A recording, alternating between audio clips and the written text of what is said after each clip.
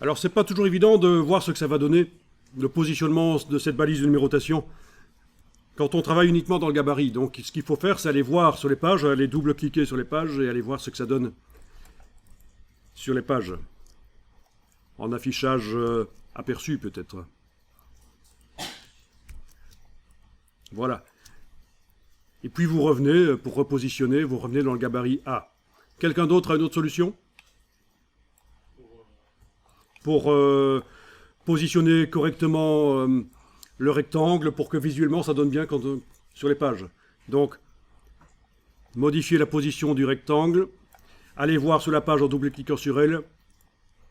Si c'est pas bon, on revient dans le gabarit, on repositionne. Vous n'avez pas une petite idée d'une autre manière plus productive de faire ça?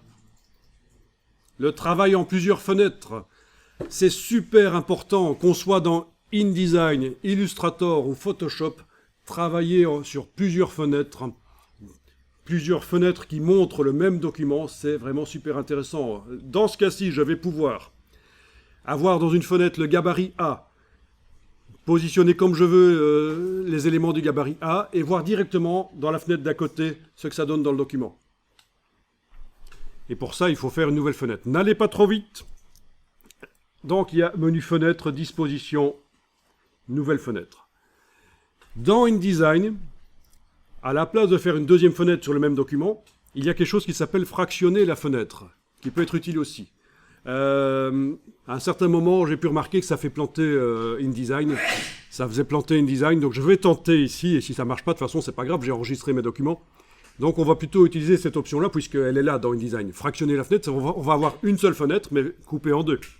Avec la possibilité d'avoir dans chaque partie de la fenêtre le document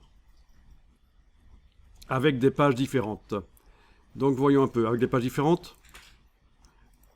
Oui, avec des pages différentes. Donc dans la fenêtre de gauche, on a le gabarit. Enfin, dans la demi-fenêtre de gauche, on a le gabarit. Là, je clique sur la demi-fenêtre de droite. Je vais aller voir afficher une des pages. Est-ce que ça marche chez vous? Voilà, donc ça peut être sympa de pouvoir zoomer différemment. Oui, parce qu'on pourrait aussi travailler sur la même page, mais être en zoom avant dans la demi-fenêtre de gauche et avoir la vue globale de la page sur la fenêtre de droite. Vraiment, pour tous ceux qui vont faire de l'illustration, du Photoshop, de la mise en page, cette technique est super intéressante. Travailler sur deux fenêtres en même temps qui montrent, deux fenêtres en même temps qui montrent le même document, ou dans ce cas-ci, voilà, un gabarit et la page.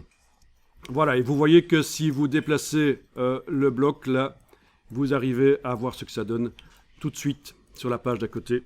C'est génial.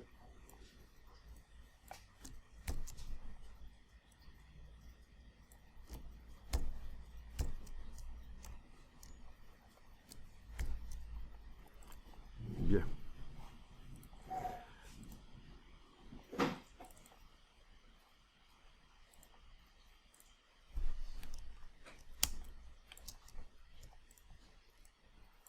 Donc ça, c'est pratique.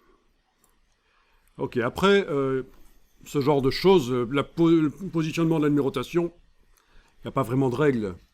Je veux dire, vous avez quand même un peu de créativité. Ok. Alors là, je vais enlever le fractionnement des fenêtres, menu fenêtre, disposition, annuler le fractionnement de la fenêtre. Fenêtre disposition, annuler le fractionnement de la fenêtre. Voilà.